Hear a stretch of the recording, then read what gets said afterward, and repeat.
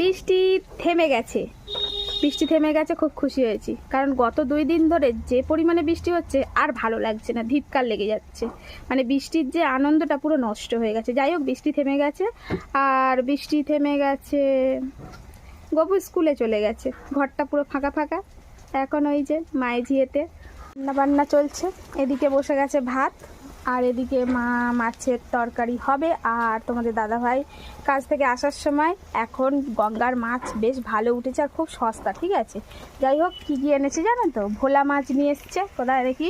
ও বাবা, মাছ তো ভাজা হয়েই গেছে গো। ভোলা মাছটা হবে, আলু দিয়ে একটু রসা মতন করবো।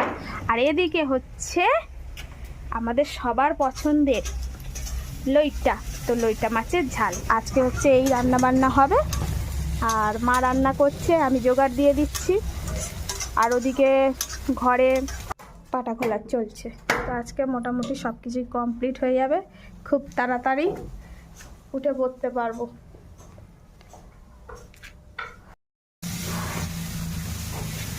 তো এদিকে মানে পাটাটাও খোলা হয়ে গেলেই ঘরগুলো গুছিয়ে উঠে পড়বো। আর ভালো লাগছে না, খুব অসুবিধা হচ্ছে, তো আর কি।